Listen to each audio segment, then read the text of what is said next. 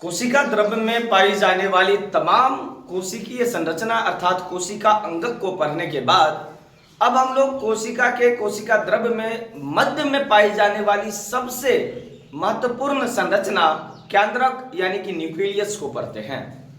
केंद्रक को समझने का प्रयास करते हैं। केंद्रक है क्या, इसके क्या क्या कार्य हैं। तो केंद्रक प्रत्येक कोशिका के कोशिका द्रव्य में जो है एक बड़ी गोल एवं गाढ़ी संरचना है जिसे केंद्रक कहा जाता है। केंद्रक की खोज सन 1831 ईस्वी में रॉबर्ट ब्राउन ने की थी। हालांकि कुछ सोर्स में आपको ईस्वी अलग देखने को मिल सकते हैं लेकिन नाम सेम है। तो केंद्रक की खोज सन 1831 ईस्वी में रॉबर्ट ब्राउन के द्वारा की गई थी। तो केंद्रक जो है कोशिका द्रव्य में एक बड़ी गोल एवं गाढ़ी संरचना है। केंद्रक के चारों ओर जो दोहरी पतली झिल्ली पाई जाती है उसे केंद्रक झिल्ली कहा जाता है। केंद्रक के चारों ओर मौजूद दोहरी पतली झिल्ली को केंद्रक झिल्ली कहा जाता है। और केंद्रक के भीतर या केंद्रक के अंदर जो गाढ़ा अर्ध तरल जो द्रव्य भरा रहता है उसे कहते हैं केंद्रक द्रव्य।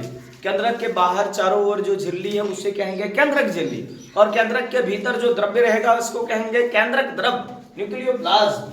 इसके अलावा केंद्रक के उसी द्रव्य में जो केंद्रक द्रव्य में है कई महीन धागाएं पाई जाती है या कई महीन धागाओं जैसी जाल वाली संरचना पाई जाती है और इन संरचनाओं को कहा जाता है क्रोमैटिन जालिका। फिर से दोहराऊं, केंद्रक के चारों ओर जो झिल्ली होगा केंद्रक झिल्ली कहलाएगा। केंद्रक के भीतर जो द्रव होगा उसको केंद्रक द्रव कहेंगे और केंद्रक द्रव में महीन जालीनुमा कई संरचनाएं पाई जाती है, धागेनुमा कई संरचना पाई जाती है और यह संरचना कहलाती है क्रोमैटिन जालिका। क्या कहलाती है? तो क्रोमैटिन जालिका। क्रोमैटिन जालिका जो है ये डीएनए और प्रोटीन के बने होते हैं। तो डीएनए और प्रोटीन के बने होते हैं क्रोमैटिन जालिका। अब सवाल उठता है यहाँ कि डीएनए है क्या और ये प्रोटीन की जो बनी है ये और किस किन चीजों की बनी होती है। तो डीएनए क्या है, डायरेक्ट आते हैं डीएनए पर। डीएनए का फुल फॉर्म होता है deoxy ribo nucleic acid. DNA का फुल फॉर्म होता है डीऑक्सी राइबो न्यूक्लिक एसिड। ठीक, आगे बढ़ते हैं। ये एक प्रकार का जो है न्यूक्लिक अम्ल है। तो डीएनए एक अनुवांशिक पदार्थ है। अब ये अनुवांशिक क्या होता है, अनुवांशिकता है क्या? तो अनुवांशिकता जीव विज्ञान का ही एक भाग है जिसको हेरेडिटी कहते हैं नॉर्मल भाषा में, अंग्रेजी में हेरेडिटी कहते हैं और अनुवांशिकता कहते हैं। अनुवांशिकता है क्या कि एक पीढ़ी से दूसरे पीढ़ी में जो गुण जाता है, माता पिता का गुण या जो जनक का गुण है उनके बच्चों में जाता है, उनके अध्ययन की व्याख्या हम जीव विज्ञान के जिस शाखा में करते हैं उसे अनुवांशिकी कहते हैं। और अनुवांशिकी का जनक जो है ग्रेगर जॉन मेंडल को कहा जाता था।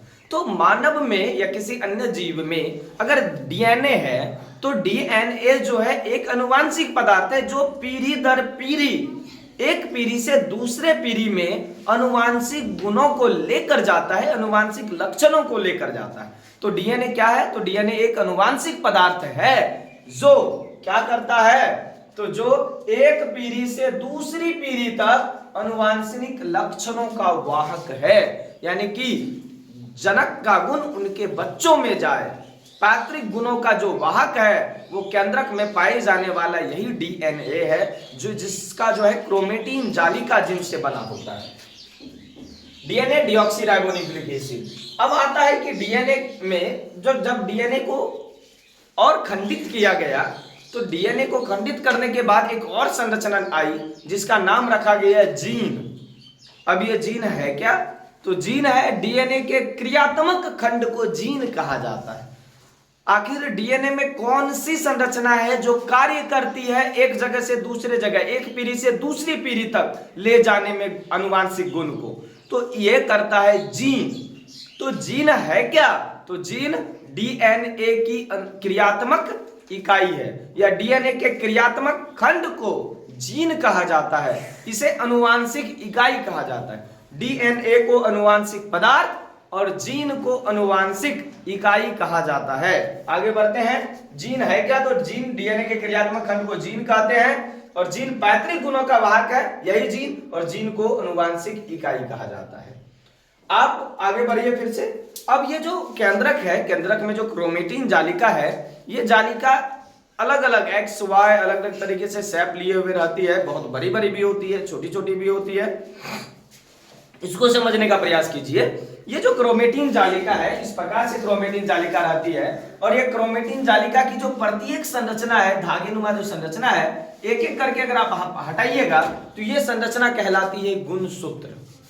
तो क्रोमेटिन जालिका के पूरे केंद्रक द्रव के भीतर जो है कहीं ना कहीं इस प्रकार की संरचना जो पाई जाती है, एक नहीं दो नहीं बल्कि बहुत ज्यादा संख्या में रहती है, कई जोरों में रहती है, हमेशा जोरों में नजर आती है ज्यादातर, तो यह संरचना कहलाती है गुणसूत्र। तो क्रोमेटिन जालिका जब कोशिका विभाजन करती है, क्रोमेटिन जालिका जब कोशिका विभाजन करती है यानी अन्य कोशिकाओं का निर्माण करती है केंद्रक भीतर। अब कोशिका ही कोशिका का निर्माण कैसे करेगा, तो क्रोमेटिन जालिका जब कोशिका विभाजन करती है ताकि जो है दो जीव बने, दो केंद्रक बने और कोशिका का निर्माण हो पाए। तो जब क्रोमेटिन जालिका कोशिका विभाजन करती है तो उस समय जो क्रोमेटिन जालिका के धागे हैं वो अलग अलग हो जाते हैं, और ये अलग अलग धागे कहलाते हैं गुणसूत्र या क्रोमोसोम।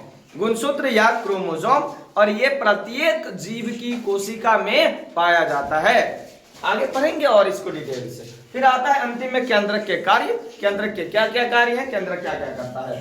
तो केंद्रक कोशिका के भीतर होने वाले सभी क्रियाओं का नियंत्रण करता है, इसीलिए केंद्रक को कोशिका का दिमाग कहा जाता है। केंद्रक कोशिका के भीतर सभी क्रियाओं को, जैसे कोशिका का विभाजन, कोशिका संबंधित अन्य कार्य, किसी कोशिकीय अंग को बनाना, पचाना, लाइसोसोम को कार्य निर्देशित करना, राइबोसोम द्वारा प्रोटीन उत्पन्न करना, अलग अलग तरीके से जितने भी कार्य हैं सबका नियंत्रण केंद्रक के हाथ में होता है। इसीलिए केंद्रक को कोशिका का आप दिमाग भी कहते हैं तो कोई बड़ी बात नहीं है, कोशिका का दिमाग केंद्रक को कहा जाता है।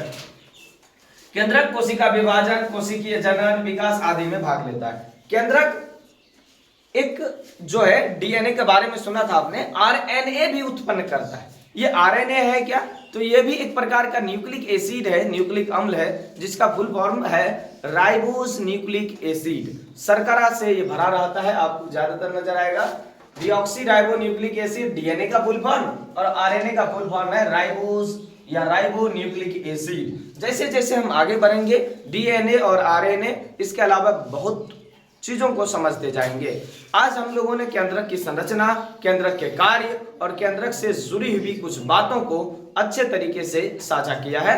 आप जैसे जैसे आगे बढ़िएगा वैसे वैसे इन सभी बातों को समझते जाइएगा।